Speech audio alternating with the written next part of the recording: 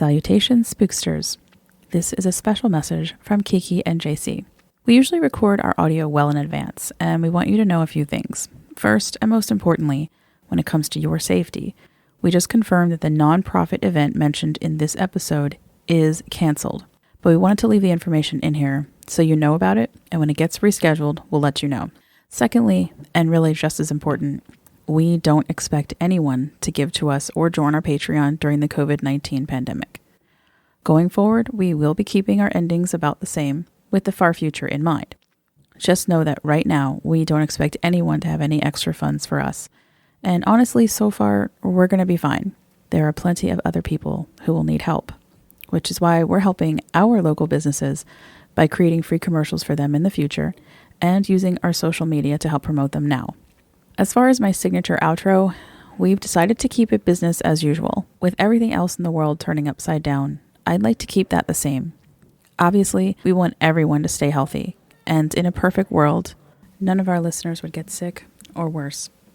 Just know that we're taking this pandemic very seriously in our daily lives while trying to provide an entertaining outlet for you guys.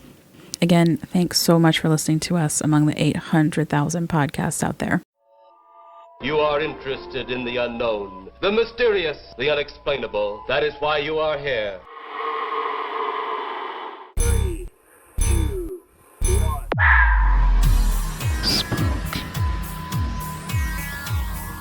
We are gathered here as advisors, as scientists. The kind of place we expect a ghost to like to wander around.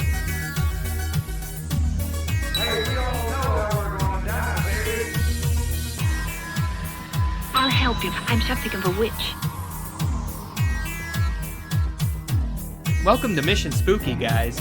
I'm your wonderful host, JC. With me today is, as usual, my pretty okay co-host, Kiki. I'm enjoying a nice beverage here to keep me awake during our long hours of recording.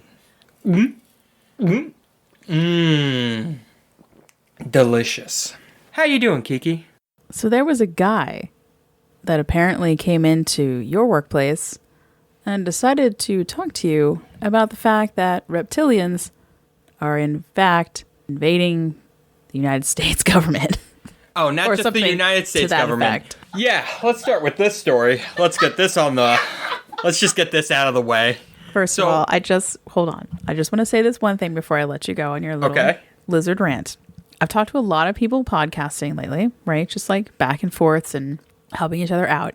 And what I've come to the conclusion is that so many of us are doing this very type thing, all because of one podcast in particular, who, by the way, if it wasn't for them, I also wouldn't know or even care about what this guy was talking about. Oh, see, I knew about this event and this theory, hypothesis, if you would. I did not. Way before. No, I didn't. I knew about Greys, but I have to say I did not even know about the reptilians, though. I would say I knew about reptilians, I knew about Greys, and I knew about the Nords. No, didn't. I believe that's know the what other they're two. called, the Nords. I don't remember. I don't remember because the UFO stuff, I'm interested to a certain point, and then I don't really care anymore. But anyway, last podcast on the motherfucking left, y'all. If you haven't listened to it, you better fucking go listen to it, because I'm telling you, they are responsible for so many of us crazy ass people out here doing this shit. So, yay, thank you. Yeah. So, okay, I work at a place that, let's just say, sells art supplies. And then there's a customer, and I'm like, oh, hey, how can I help you? And we're talking for a little bit. Now, it's like 7 o'clock at night. I smell some alcohol on him. Not a big deal. That's usual. He might have had some with dinner. I'm not holding that against him. Yeah, let me just say, yes, because I happen to know that where you work, there is a TGI Fridays right in the parking lot. So, yeah. Yeah, it's probably went and had a drink, and then he came over to buy art supplies because he's an artist, and then... Yeah, he was very courteous to me, whatever. So I'm talking to him for maybe 20, 25 minutes because I don't feel like actually working. So I've never heard anything so true before in my entire life. Look, when I don't want to do my job, I will work very hard at not doing my job. So, that being said, I was assisting this customer, and he's talking about art supplies and the such. He creates pictures, you've probably seen them on the internet, where it's like somebody's family pet face on a classic Renaissance picture of a person. And it's kind of funny, like, oh, look, that person has a dog head, and it's our dog. It's really cute, and he hand draws the whole thing, and it looks really nice. He's a good artist. And he's showing me some of these pictures on his phone, and he gets to one that looks like an Egyptian pharaoh headdress and like dressings. And it looks like a reptile. And I'm like, oh, okay, so somebody had you draw their like lizard, snake, or whatnot. I don't know. Of course, I automatically thought that it was just a rendering of Sobek, but I guess not. No, it definitely wasn't a gator head. It wasn't. It was like a snake. They have very different heads. Okay. Look up. Use the Google. No. I'm just saying, when you were trying to tell me the story initially, and you were saying lizard, an Egyptian, I immediately had in my head that it was Sobek. Or Sobek. It was definitely more snake-like. You weren't there. I was. I believe it. As 100% of the population in this room that has seen this event, I am the local expert. So he's like, no, this is the lizard people that control our world. And I'm like, all of a sudden, I'm just like, okay, god damn it. And I'm like, and he's like, have you heard of that? I'm like, I've heard of it. I don't want to feed into him, but I'm still trying to provide a good customer experience because that is my job. I can't just laugh in his face. That would be rude and impolite. And also, I mean, if it's true, and the reptilians are, already here. If it is true, if the theories are correct, there are 11 other alien civilizations that are, there's things at play, okay? This is way too big of a subject for this little story, okay? So he starts saying things about this conspiracy theory. Conspiracy hypothesis, because it's not even a theory in the conspiracy world. It is just a hypothesis. It is so ludicrous. And might I state that he got some things wrong. Because I also do know about this hypothesis. And he did a good job. I'm not going to get into the whole thing because honestly, it's freaking psychotic. But yeah, he was a very interesting customer I had. And yeah, very interesting. I'm glad there was another associate within hearing distance to hear that specific part where he's like, this is the lizard people that control our world. That way I have some kind of like verifier. Because no one would believe, of all the people that work in our place, if I didn't have someone to verify, no one would believe me about this because I just say stupid crap all the time. Like, and there's more stuff I gotta take out. I thought we said that. No, before. I took it out. You gotta pay for that information, bitches. Just leave that part in. You gotta pay for the... Because they'll be like, what? They'll be like, what? What do you have to pay for? Just, I gotta take all this out. You gotta pay for all that, you bitches. That's it. Leave the rest open be like to... Bleep. See, now my first response, if it had been my customer, would have been... So, you listen to last podcast on the left? You know Henry Sabrowski? No, he was not in that field of people because there was other stuff that I don't want to get into because it's too politicizing, but blah, blah, blah, blah, blah. Okay, so little different, but I will say that I have sort of the same issues when people talk to me. I guess this has happened at least 4 times where I work with people one-on-one, where they've felt compelled to tell me their ghost stories when I have not said one goddamn word at all about ghosts, about the paranormal, ESP, nothing, none of it. And yeah. To be fair, though, crazy. Whenever Just I'm crazy. having a one-on-one conversation with somebody, I always throw a ghost story in there too. Just like, hey guys, did you hear about my last episode I did? I just tell them that story. And I stare at them. I had one guy like really go into his... I mean, now I did know him as a client for a while. Okay. But we never talked about his Spooky life. stuff. We didn't talk about spooky stuff. Nothing. He has actually, upon telling me his story about his entire life, because that's how comfortable people feel with me, I guess. I don't know. It was actually super interesting. And he uses dowsing rods, which I have poo-pooed many times in the past. However, he offered to make me a set of dowsing rods. And did he? No, not yet. Was that right? Okay. No, not yet. But he's a very interesting guy, and he claims to have been able to see spirits ever since he was a kid.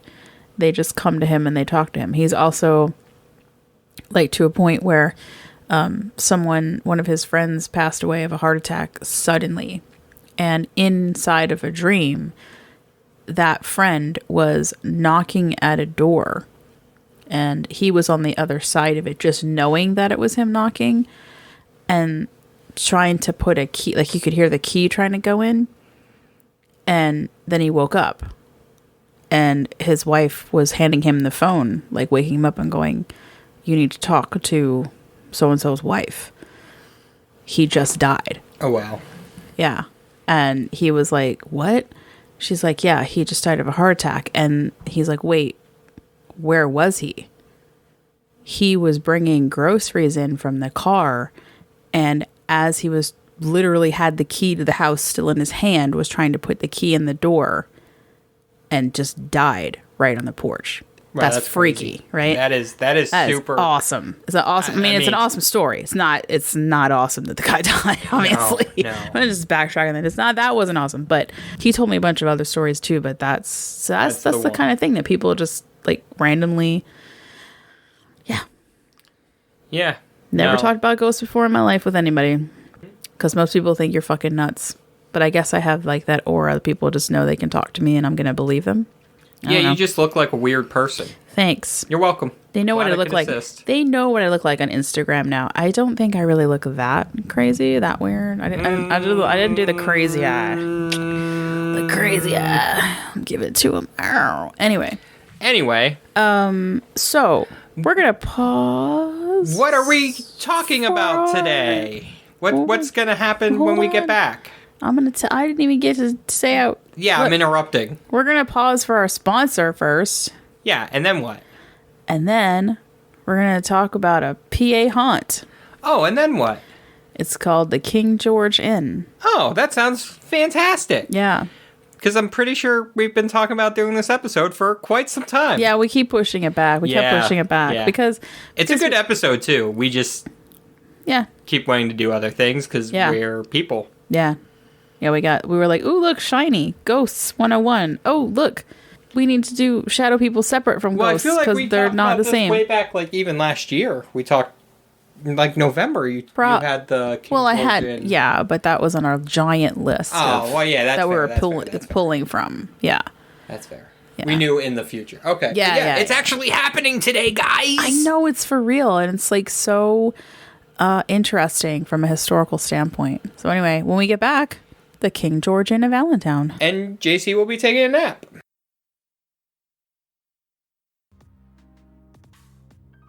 Hi, I'm Jenny, the host of It's Murder Up North. If you're curious about the murderous north of England, this podcast is definitely for you. I've lived in various parts of the north of England. I went to college in the shadow of Saddleworth Moor, where Myra Hindley and Ian Brady buried those 5 innocent children. I've worked in the city of Leeds, where the Yorkshire Ripper targeted his victims in the 1970s. Knowing how geographically close I've been to these crimes made me curious, and that curiosity became this podcast. However, my main hope is to help you see the person, not the victim.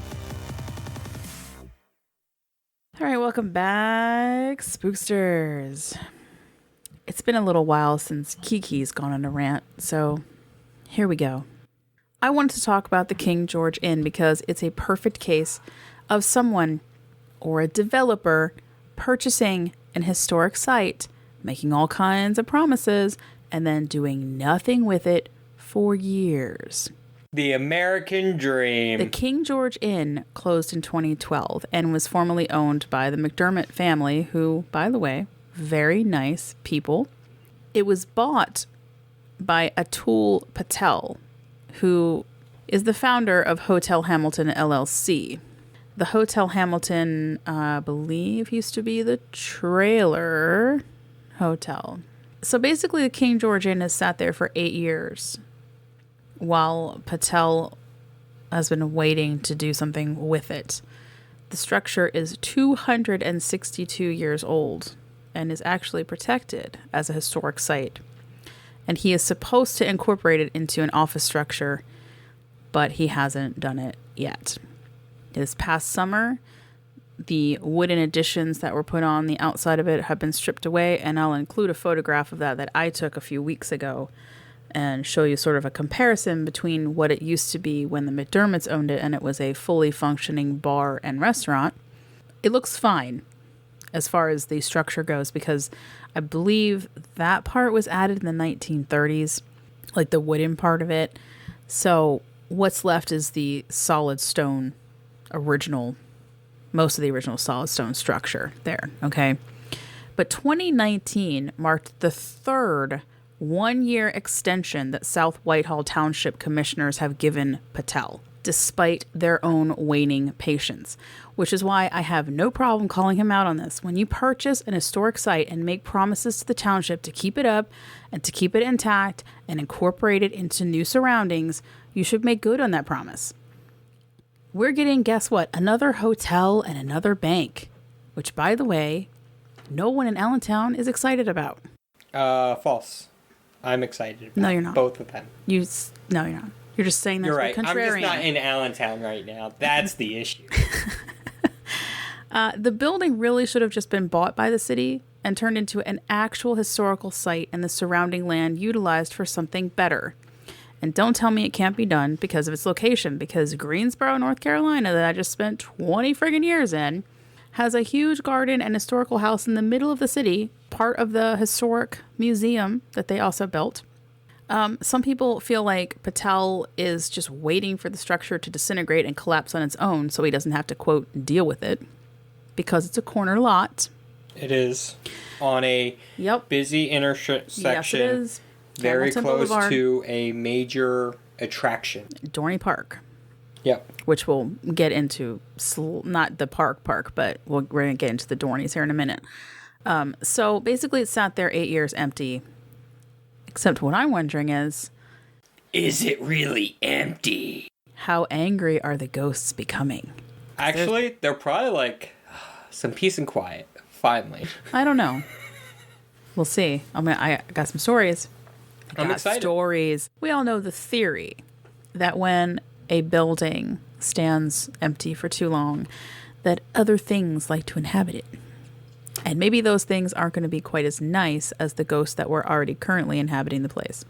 The King George was built in stages, the oldest part sometime around 1755, with additions in 1790, 1796, and 1930. I have a very important question. Yo. And possibly a follow-up comment. Do you know who this tavern was named after? Yes, I do. King Charles II of France. Our history credentials are just... They're already burning. They're smoldering already in the corner of the studio. They've already been burned from like weeks ago. All right, so the when actual... you didn't even know who actually gave the land to William Penn. The actual fact that I have here is that it's called King George Inn because King George himself managed the inn when it was first built. Which one? It was actually a family business, so all of them. You're so full of shit. Oh, am I? And you gave me the finger. Am I so full of shit that I would say the King of England managed a tavern in the middle of PA? In 1755. Yes, that was his one actual love in life. Of course I'm full of shit. These are JC facts. JC facts. God damn it. Well, I'm going to get to who the King George is actually named after in a minute. King George. Aren't you going to be surprised when it's not? Okay, so it is part of the Dorneyville Crossroads settlement, which is a complex of 3 buildings, the other 2 being the John Dorney House and the William Dorney House. It was operated as an inn and a tavern.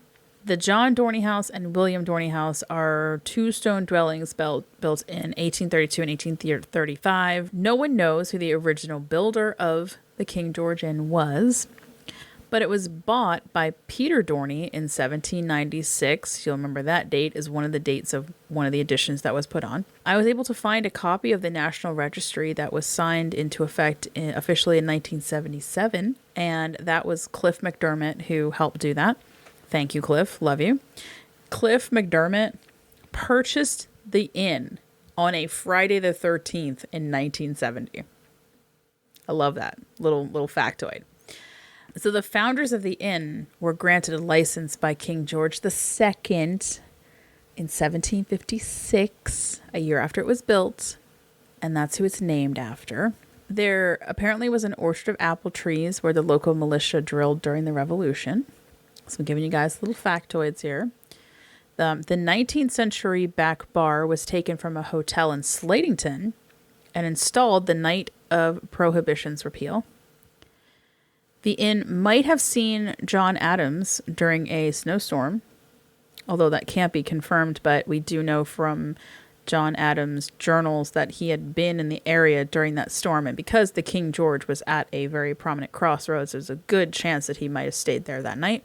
But confirmed celebrities are Jack Palance, Carole King, and comic Alan King definitely visited the inn. So that was very cool.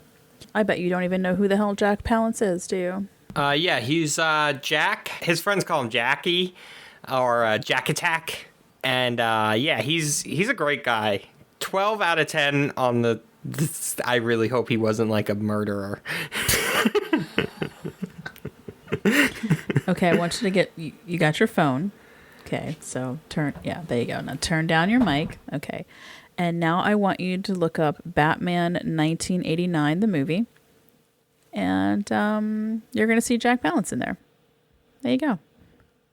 Not to be confused with Jack Nicholson. Oh, Totally would you look at that? I did the Googles. Uh-huh. I did it. Yeah. And what it says is that his friends did call him Jack Attack. It's crazy. I was right from the beginning. It did not say that, guys. Don't. Yeah. I mean, feel free to look it up. He's probably a really interesting guy. I'm way too lazy, but... Really? Kiki already told you the things. You already told me what I would find out, so there's no incentive for me to look him up. Well, unless you want to see what he looked like. No, not really. I'm good. He also famously, and I honestly can't remember, it was probably the Oscars that were the 1990 maybe Oscars. He came out and he was like freaking, 80 years old and did like push-ups on the stage, which everybody was like amazed by. It was really cool. He was a neat guy. He's a pretty neat guy. You know, now that you say that, I'm pretty sure I've seen that. So, yeah. Right? I figure you're old enough to probably like, yeah, maybe remember that. All right, so on to the ghosty stuff. Yeah, the ghosty stuff. Now, Yay! the history of it is pretty straightforward and simple. So the first mystery of the inn we're going to talk about is the crying baby or the crying baby well. A former owner told McDermott that during the French and Indian War, that the First Peoples would kill settlers' babies by drowning them down wells.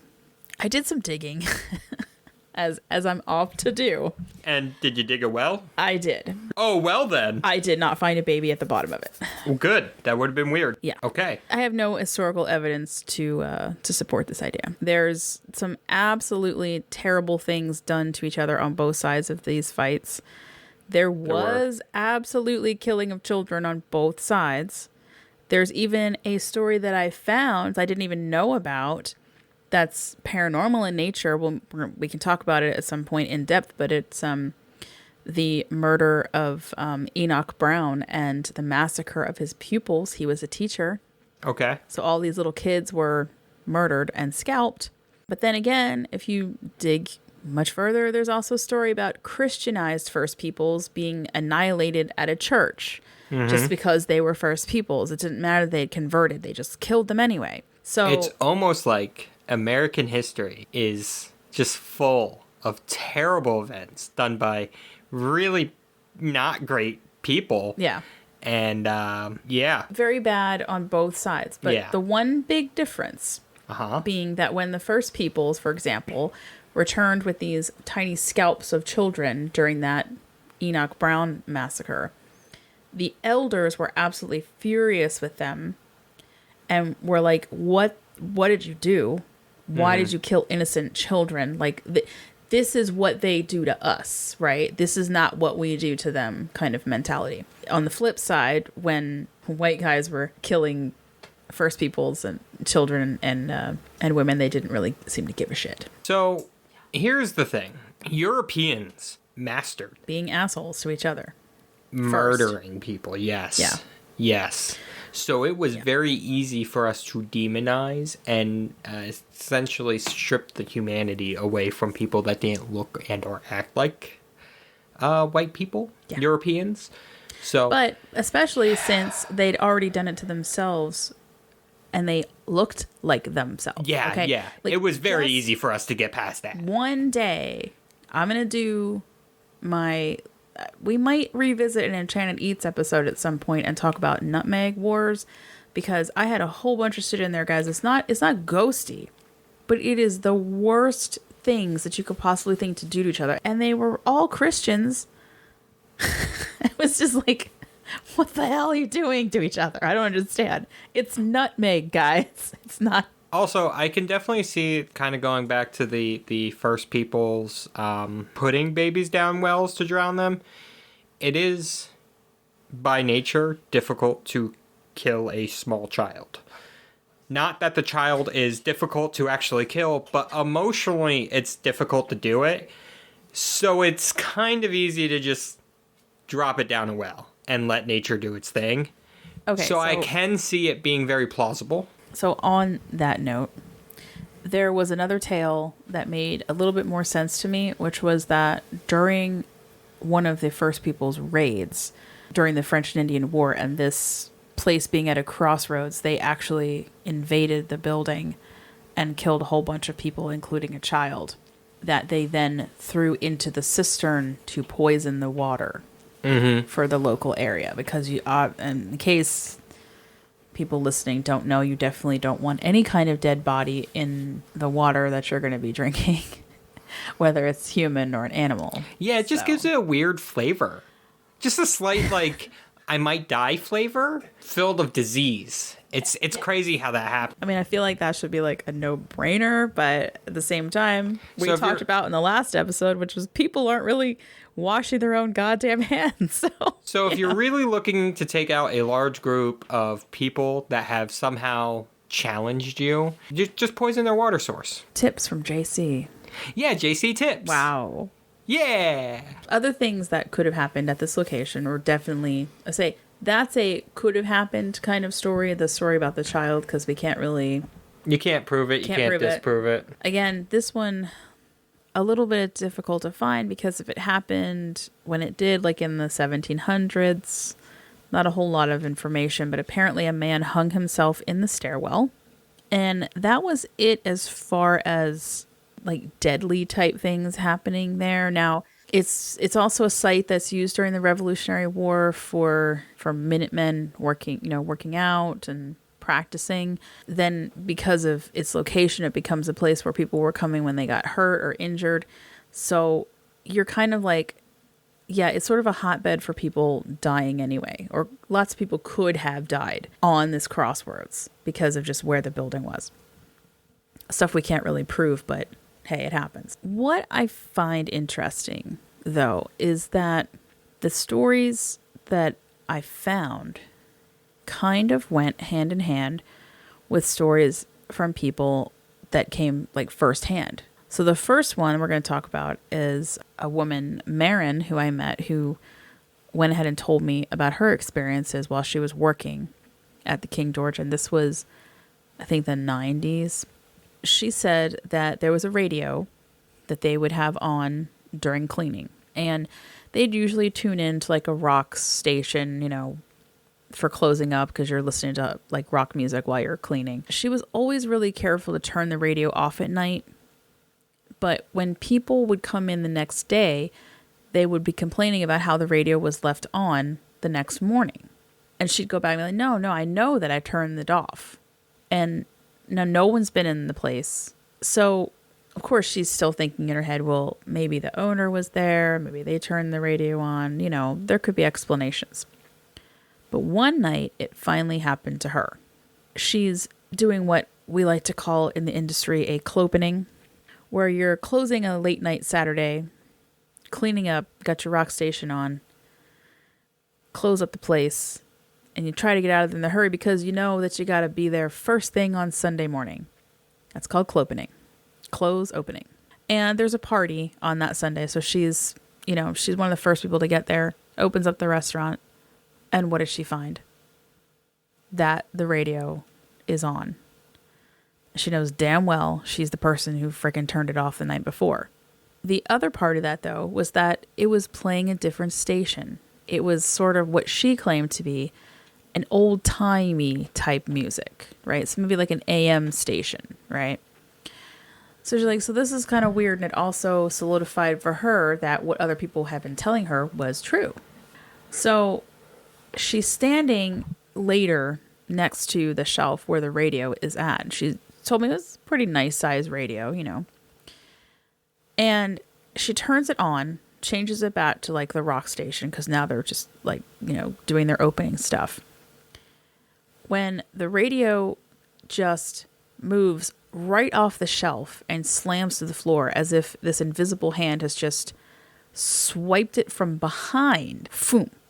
And she's not one for, thinking that anything crazy is going on. So her immediate reaction is, let me look at the shelf. Let me make sure the shelf's not tilted. Did the shelf break? Did the shelf is there something wrong with it? Nothing. Shelf is completely solid. There's no way that this thing could have just slid off, right? So she picks the radio up off the floor, puts it back, and it stays there. Nothing happens. But after that, she was pretty much convinced that, yes, something definitely was there because there's zero explanation. Yeah, that seems crazy. That's intimidating. Yeah, they were mad that she had turned off their radio station. Yeah. I mean, I would be. First off, she probably listens to crap. Secondly, I had a specific radio station on. I was here first. I called dibs. Yeah. It's the way it goes. So other stories are in around the kitchen area. It's funny because this one came up in two completely different places. I happened upon a blog where a guy was just, talking about his mom used to work there, and they were convinced that the guy who had killed himself was this guy Charlie. And it's very possible they just sort of nicknamed him that, and that he was sort of a trickster, and he would do things like slam doors and try to scare people. But one of the things was throwing silverware that he specifically said his mother would be in the kitchen and just silverware would just fly across the room and hit the wall and they'd be like, holy shit, And then I just happened to find another site where they were talking about a paranormal investigation, and one of the reasons they were going out there was because silverware is flying around in the kitchen. So wow. Two different dates, two different stories. I kind of like that as far as, a little bit of solidification there of the same types of events happening for totally different people in different eras too. Yeah. Because you're talking 1970 versus 1990. Yeah. Unfortunately, forgot to mention, obviously I mentioned it earlier on, we can't go there because the place is still closed up because of the lack of construction, I should say. But hey, at least it didn't get destroyed because they were actually thinking about knocking it down in 2012, but it's not getting destroyed. I do actually remember that. There was some heated thoughts and yeah, and well, words. it was on the National Registry, so you're how can you just destroy something that just pissed me off? Well, essentially what you do is you get a bulldozer. Shut up. You asked the question, No, I'm giving you the answer. No, that was a rhetorical question. Oh, okay. I do think it's funny, though, about silverware in general, because we had asked other people to talk about restaurant ghost stories in general. And the Cock and Bull... Yes, the Cock and Bull... I'm not even making a joke about in Peddler's Village is said to be haunted by the spirit of a young girl. And she does the same thing. I interviewed a woman who she did not see it herself ever, but other women who had worked there in the kitchen said that silverware would be flung at them. Like, not to hurt them, but just sort of like to scare them, like, oh, I'm going to fling this at the floor next to you. Mm-hmm. So it's kind of funny how there's this little, like, you know, ghosty thing going on with flinging silverware in a kitchen like it's funny or something. Which brings me to my next story, which was that a waiter had said that he'd opened up a door and was confronted face to face with a man who was in colonial garb and was transparent. And the transparent entity guy throws his head back and laughs in this like silent laughter at him because obviously the waiter is like totally freaked out. And he's like, yeah. So he was laughing at my expression of like fear and shock at like seeing his face in my face. And then he just completely dissipated and disappeared. Some people would say that was maybe Charlie as well because it was a funny, more of a like, prank. blah, you know, like I'm in your face. No, that's what we call in the biz a good old-fashioned jump scare, where you just open the door and, oh my God! Yeah, that's actually horrifying, I'm going to be honest. Now, I appreciate that was Charlie, and Charlie was being a cool guy and funny, but that's horrifying. Yeah, Charlie's being a dick. Yeah. I'm not going to call Ghost a dick, okay? There was also mention of two other male entities here, one with a beard and another one who just seemed to roam up and down the staircase, but no one could get a clear bead on what he looked like.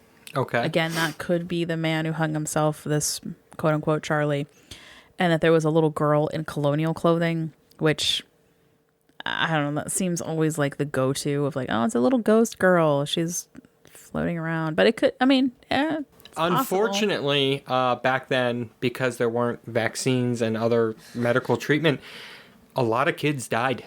So that's why there's a lot of kid hauntings. Wanna know why? Kids died. Families would have 13 kids, give birth to 13 kids, and they'd have 6 turn into adults. That was not uncommon. So, yeah.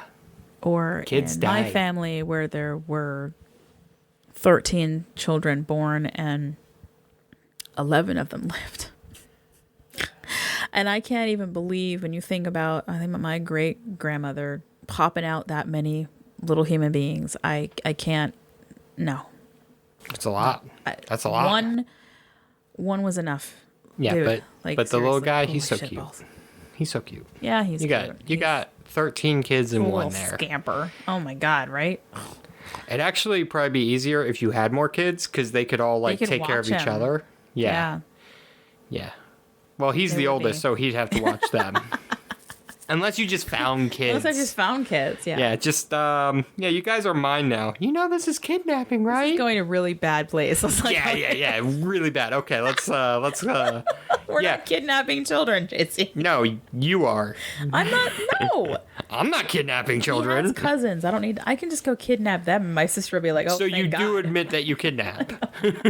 Well, it's quote-unquote kidnapping, but honestly, I mean, I have Wi-Fi here. That's all I care about. That's fair. They're like, yay, Wi-Fi. You don't need free candy anymore. Just have free Wi-Fi written on your password for weird Wi-Fi. van. And the kids are like, woohoo, yay. Oh, we're good.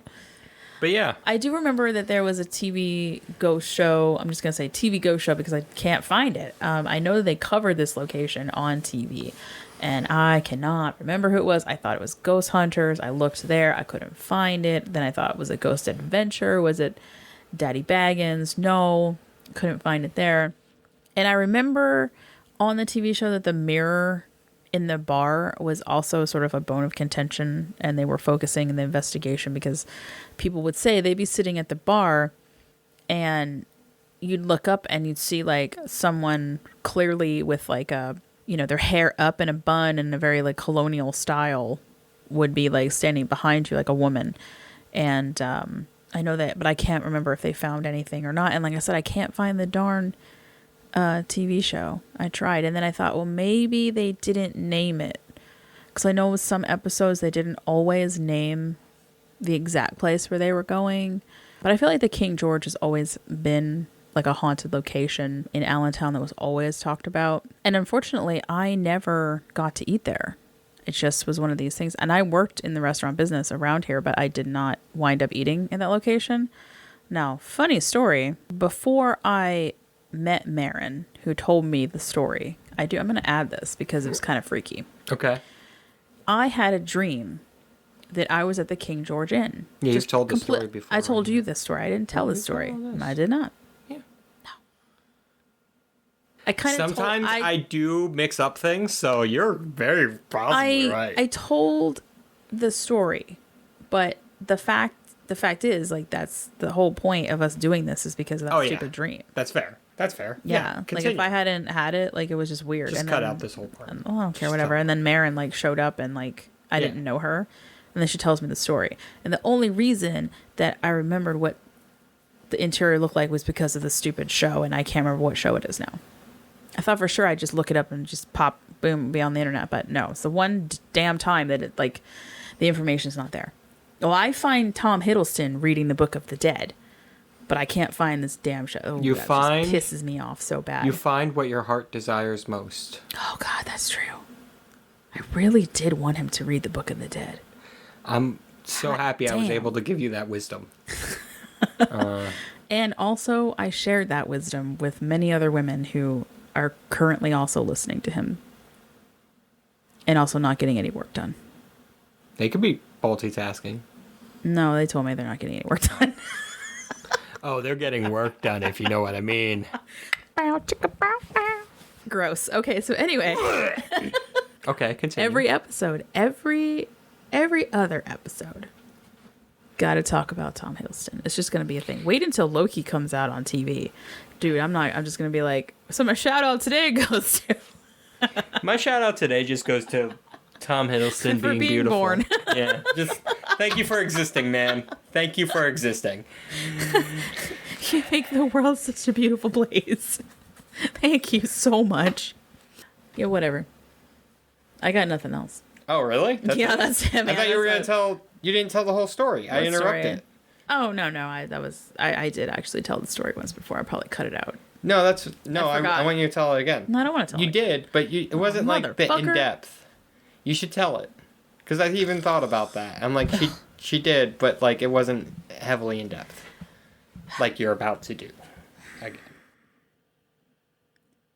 Okay, so after I killed JC, just now with my mind, I'm going to tell you guys about, in case you missed one of the episodes, because I talked about it at the very beginning where it was synchronicity time. Yeah, it was, I think, before we really got into season 2 of Hellier. I had this dream about going to the King George Inn, and it was weird because I never went there in my life. I only knew what the interior looked like because of the TV show that I can't find. And I was at the bar, and I even remember the stupid mirror that everybody was talking about. And I woke up and I was like, well, that was weird. But I guess makes sense in a way because we were talking about doing haunted restaurants for a while. And this was on our list. So I was like, okay, fine. I was just thinking about it. And then, literally the next night, I met Marin, who I'd never met before in my life. We got talking about restaurants. I asked her where she worked. Well, actually, she asked me where I worked. I told her. And then I was like, oh, you were where'd you work? And she's like, the King George Inn. And I'm like, son of a bitch. Do you have any ghost stories that you'd like to share with me? Do you think that place was haunted? And then this is what I got. I got her awesome story about the radio, which I'm now sharing with you. Thanks, Kiki. You're welcome. Okay, cool. Let's wrap this shit up. God, this poor place. Well, like I said, I'd love to go there, but we can't. Yeah. I mean, we could, but we'd be trespassing. Pretty much, yes. Legally, we can't go there. Physically, we probably could. Yeah, we could totally go there. All right. So, hey, our musical guest today is somebody that we found on Instagram at first. They started following us, which I thought was awesome. Yeah, and they're called the Whelming Water, and they're from Pittsburgh. And I got in touch with them, and I said, hey, I like your music. Would you like to be featured on our podcast? And they said, yes. So this is called The Whiskey Song, which I thought was appropriate when we were talking about an episode about a haunted bar and restaurant. Seems it. They have like a cool folksy kind of vibe to it, which I just totally love, and a little bit different than what we usually play. So when we come back, shoutouts and Spooky Squad news.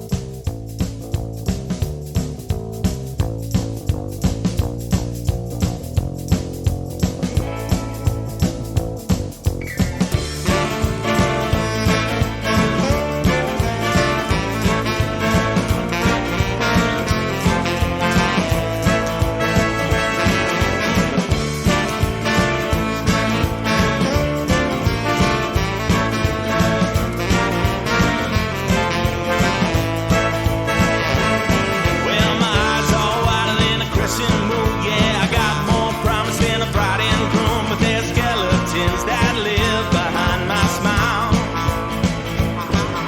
I stand up straighter than a candlestick, but my heart is as heavy as a cinder brick. So I've got to trick my conscience for a while. I'm gonna live before I'm dead.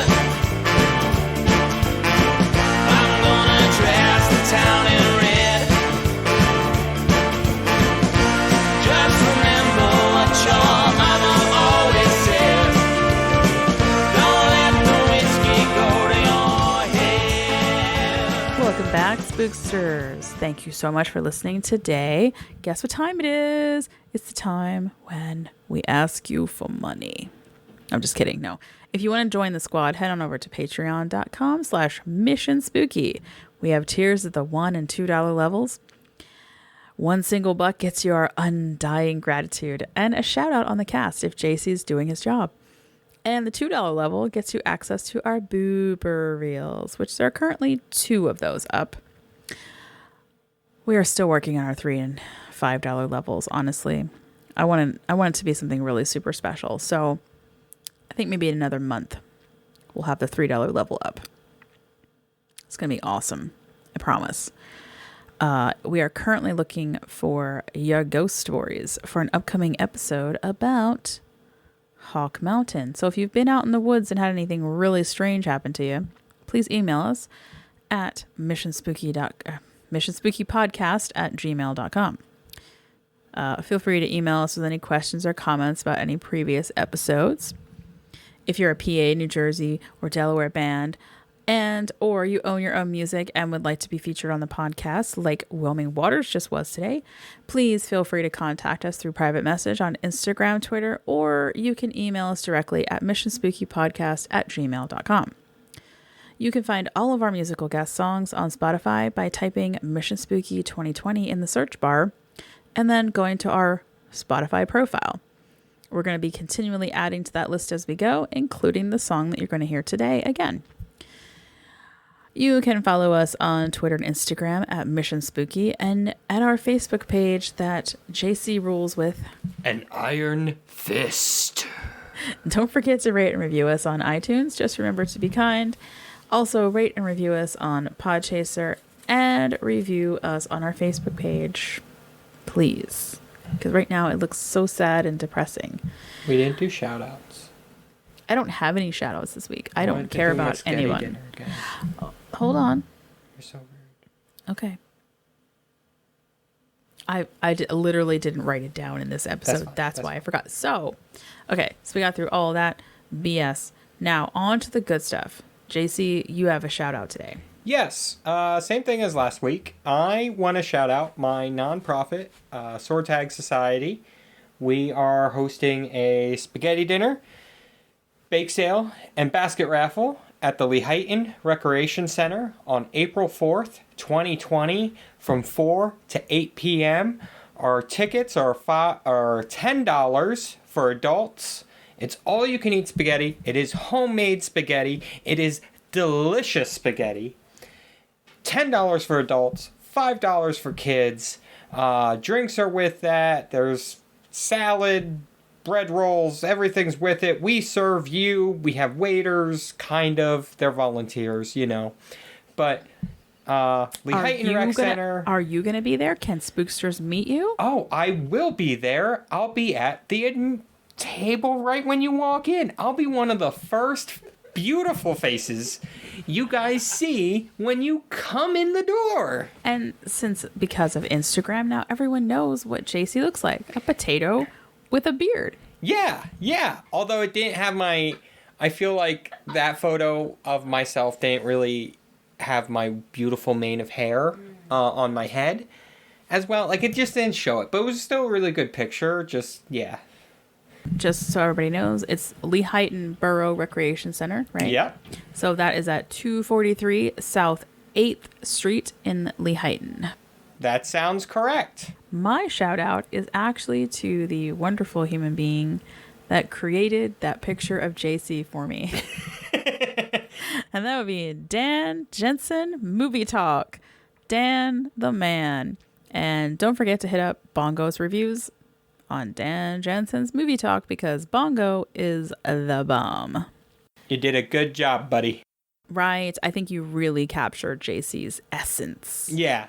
I am a potato. And now we're going to go eat potatoes, aren't we? Well, you are. I mean, I am. All right, guys. So thank you so much for listening. Taking us out once again are the Whelming Waters with the Whiskey Song. The Whelming Waters can be found on YouTube, and they have a cover of Led Zeppelin's When the Levee Breaks on their website at whelmingwaters.com. You can also support them over at Bandcamp. And as always, stay spooky and don't die. But if you do, contact us. Via, if you could please, with words of kindness. That is how I want you to contact us today. Lots of kindness, you know? Because we need it here at Mission Spooky. We need your kindness.